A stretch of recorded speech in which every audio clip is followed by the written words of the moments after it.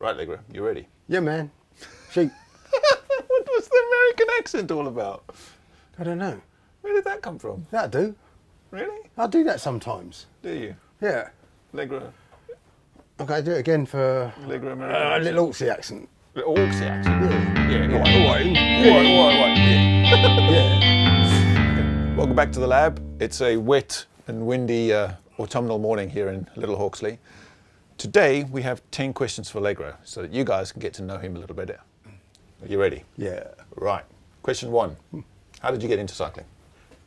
Basically, I watched my father race. Used to get up, do the time trials, get up at 4 o'clock in the morning, see him going up and down roads and handing him up sponges and stuff. And as a young boy, I wanted to do what my dad did, ride a bike, which is what I did.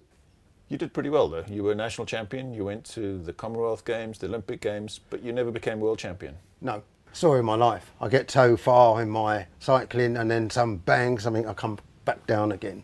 I think what hindered me was 2 serious crashes where I broke my back. I was never the same since. Were you ever the same to start with? Probably not, but there's a story there as well.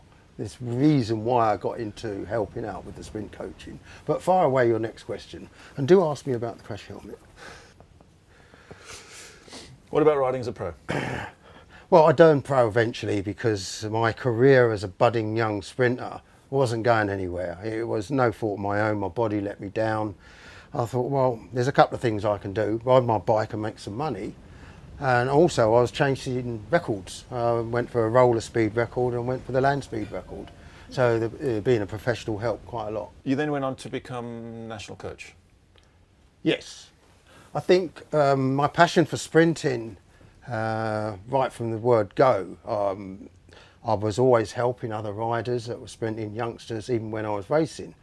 And I eventually become a coach, and I was looking after the Eastern Centre of Excellence as their regional coach, and then eventually applied for a national coach because the sprinters back in them day were getting a raw deal.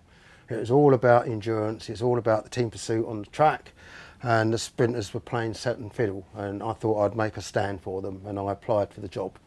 Sounds like a much bigger story.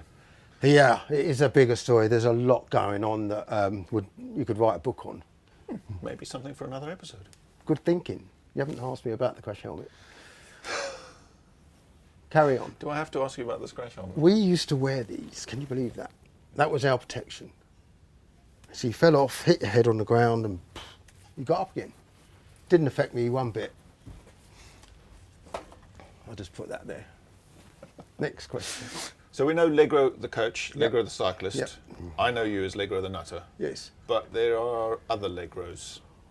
Yeah, I think it's a bit deeper than what you're thinking. I've always supported the underdog, and I've always wanted to help people, whether it would be psychology, which I didn't understand at the time, or whether it would be just a helping hand. So it's pretty much how I got into doing NLP, which Right. is neuro-linguistic programming. So it's kind of a reframing on how you perceive things. I mean, most people that know you probably wouldn't come to you to fix their mind, though, would they? Why would you say that? That's exactly. No. If you really knew me and I threw out a safety net, you would understand. And those that have worked with me get it. There is another side to me. I'm quite a deep person. I'm humble. I do like helping other people. That's what I do. And I learned that from myself. I was very insecure. I didn't believe in myself. And it was very difficult to be able to, especially with sprinting. And you've got to be like a god to perform. And if you slightly doubt yourself, it could just end in tears. So I had a couple of methods that I used on myself that I actually did to help other riders. I'll give you an example. So I'm coaching you. You're riding a sprint. You're bottling it, you're worried, and you're riding against somebody that's better than you. Now a coach would come up and say, come on Adam, you can do this, you can win. But I wouldn't do that strategy because I know you're not going to win. So I would say, Adam, you ain't going to win, mate. Right? And it's funny, but it takes the pressure away. Okay. And it might be bad coaching advice, but it works because I diffuse the situation. You're not going to win, mate. But what you're going to do is you're going to make it as hard as you can to make the guy that is going to beat you, make it very difficult for him.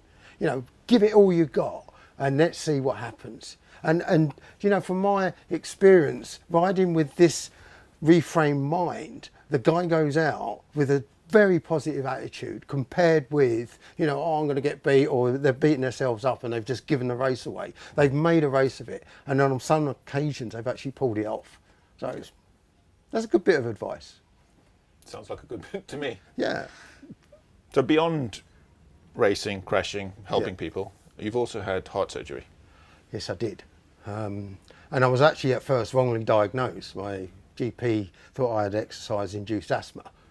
And it just got worse and worse and worse. And it got to a point, I was actually training to do a world record attempt in Mexico for the old farts. And I come back from a training session one day and I was really ill and I couldn't breathe properly. And Tracy said, "You'll be all right." And it wasn't until I rode another race at Lee Valley, which was a track league.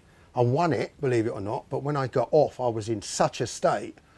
Fortunately, there was one of my teammates, Dr. Nigel, as we like to call him, looked at me and said, "I think you better come and see me on Monday," which I did. And he found a heart murmur, and then he decided, or diagnosed me rather, that I'd had a leaky heart valve. The mitral valve was leaking. And after surgery, you did some crazy videos. Good morning, just going for my walk around Essex and Suffolk, all part of my rehab. Some of the views you can see whereabouts I live. The weather forecast is for rain. I'm being prepared. What's this? And I'm feeling a lot better than I have been lately. So, over and out. What was that all about? Well, the surgery was not what I expected. I was deluded. I went into surgery thinking, yeah, surgery, no problem. I didn't realise the consequence of what open heart surgery really was. So when I came out of it, I was completely deconditioned. And when I say deconditioned, I thought, you know, you lose all your fitness, but it's beyond that. I mean, it took me 10 minutes just to walk up the stairs. Each step was a major. And it was quite tough, to be honest, to go through that. When I was suddenly racing and going for world records, and then I was at the lowest I could ever be. And the only way I could combat this, there's two thoughts going through my head. I could either feel sorry for myself, or I could just get out there and make people laugh. And I did these crazy videos, and one of which I ended up in hospital with pneumonia. And this is absolutely bonkers. But it was driving my wife insane because I put these videos up and everyone's laughing and I'm, yeah, you could call me attention seeker, but for me, I was trying to cheer myself up more than anything. And I got a good reaction, except from Tracy. She was actually, sorry, she was actually quite upset because I was actually not well. I was trying to get over it. And she'd say, "Why are you doing this?" And I said, "I don't know, I just want to be positive and make people laugh." And so that's why I did the crazy videos. So yes, I'm a nutcase, yes, I'm stupid, but it was my coping mechanism, I think, that got me through it. Yeah. Okay, hello campers. This is my 8-week progression report. I've been told off for falling off my bike, walking around in snorkels and flippers. But on the serious note, I'll just let you know that I feel quite good now. And I'm looking forward to the next 10 weeks. Cheers. Bye-bye.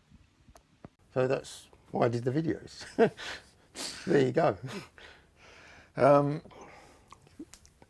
Did you get back to racing after that? Yes. The average sort of recovery rate for a 60-odd-year-old would be a good year to get over this, let alone racing. And I was racing within 5 months. I was back in the track league. In fact, my first race in the track league, I think I come second or third, 5 months after surgery. That's crazy. It is, to be honest, I mean, that was too crazy. I shouldn't have done that. But I was struggling a bit because, you know, my body wasn't fully recovered. Later that year, I ended up riding the World Masters in Los Angeles. and I ended up with a bronze in the sprint and a bronze in the team sprint. That's pretty good. It was, but I was absolutely gutted for the reason that I'm not used to getting bronze medal. I don't want to sound big-headed, but I would go there with an attitude that I would win a World Masters title, and I was deflated.